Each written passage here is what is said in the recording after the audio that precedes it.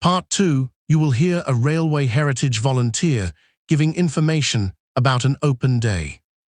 First, you have some time to look at questions 11 to 16. Now listen carefully and answer questions 11 to 16. Welcome to Brookford Railway Heritage Weekend. I will give you the practical information first, and then I will describe the locations listed on your question sheet. The site is compact, but the paths are narrow, so please move slowly and keep children close to you near the track display. The restored signal box stands beside the old freight shed. Please do not look for it near the ticket hall, because the ticket hall belongs to the modern station and is outside today's event area. The first guided tour begins at 10:45. We originally planned 10:30, but the volunteers need extra time to test the demonstration equipment before visitors enter. When you arrive, please use the north gate. The south gate is open only for staff vehicles, and the main station entrance can become crowded when trains arrive. Inside the signal box, the lever demonstration uses a small model. The full levers are real and can be shown moving, but only trained volunteers may operate them. Children can collect a railway passport at reception. It is a small booklet that gets stamped at different activities. It is not an entry ticket, and adults do not need one. Visitors with limited hearing can borrow a portable receiver. This connects to the guide's microphone during tour.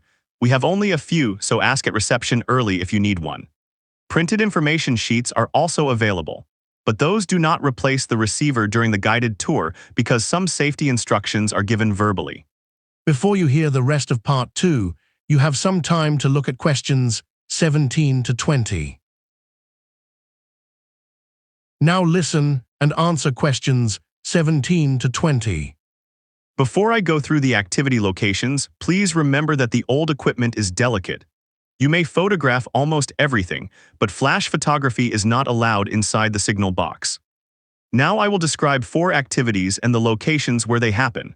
The booking office is the first small brick building after the north gate. Go there if you want to collect replica tickets printed with the name of the old branch line.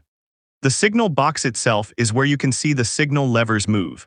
A volunteer will explain the color sequence and show how one lever can prevent another from being pulled too early.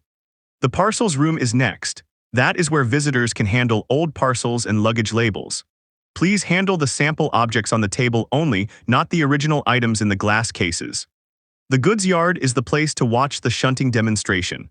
A small engine will move 2 wagons along a short section of track, so keep behind the rope while that is happening. The demonstration is repeated in the afternoon, but the morning version is usually quieter and easier to hear. The refreshment kiosk is open throughout the day, and the footbridge gives a good view over the site, but neither is the location for the 4 activities I have just described. If you become separated from your group, return to the reception table near the north gate rather than waiting on the platform. Enjoy your visit, and please ask a volunteer if you need help moving between buildings. That is the end of Part 2. Now turn to Part 3.